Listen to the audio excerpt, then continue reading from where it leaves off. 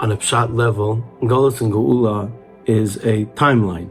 Golus is before the Geula. It is the time when Jews are dispersed, when God is in Hester Panim. And Geula is the time where HaKadosh Baruch Hu reveals himself and the Jews come back together. That's on a pshat level, and that's a simple way we understand it. And Golus is a very difficult period, and Golus is a period where we're not really full seeing, like as we talk about, we have Golistika eyes, or Golistika thinking, and then we have the Geula, which is the bigger, the Mochen, the Godless, and what we talk about, that's a Geula idea, as my friend Yishai Fleischer likes to say, that the Kalev ben Yefuno had a Ruach Acheret Haita Imo. Ruach Acheret is Achar Taf. After the 400 years of Golus, the exile of Mitzrayim, the reason why that Kalev was able to overcome the Atzas Meraglim is because he had a Ruach Acheret, Achar Taf. After the Golus, he had a Geula Dika eyes. We like to talk about that, and there's definitely a place to talk about that, and there's definitely a space for this in Jewish thought. However, to look a little bit deeper, sometimes when we digest the Golus and we focus on the Golus, we're bringing the Hadras Panim, the Geula. We're bringing the awareness of the Geula through the Avelus of the Golus.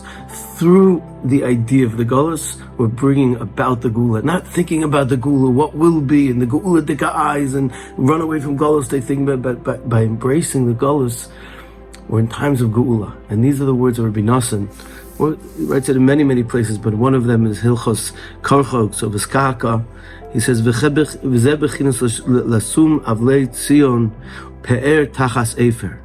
We have a pasuk in Yeshaya that talks about for the Avlei Tzion, they replace the pe'er, the glory, instead of the efer, instead of the avelus.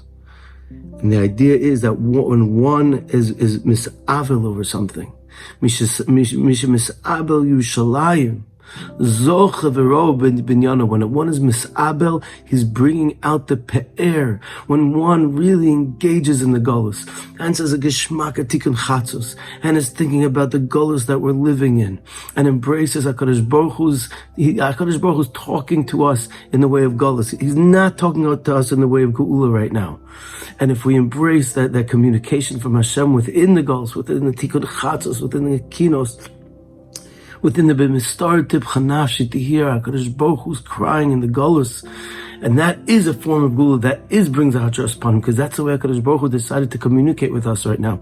We're waiting for a time for HaKadosh Baruch Hu to communicate with us in a much more bigger way.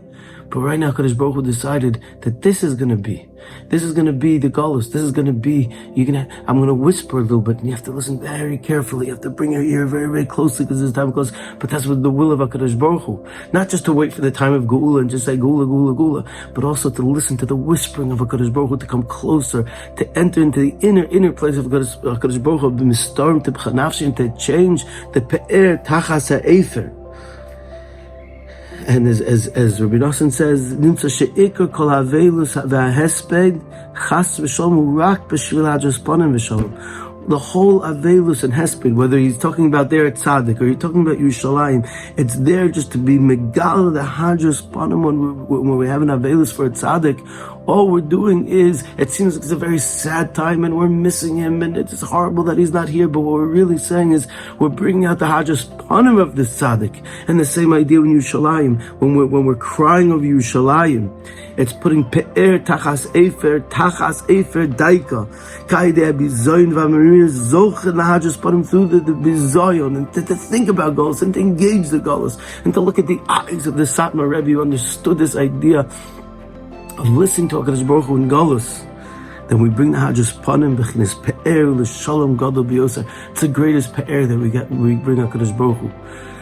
So, although we're being mitzapeh the Geula, and we like to talk about Geula all the time, don't forget to engage the Golus and to listen to the cry and the weeping of the Shechina in Golus, because that's the way HaKadosh Baruch Hu is talking to us now. And through that way of engaging the Golus of Avelus, it will be Pe'er Tachas Efer.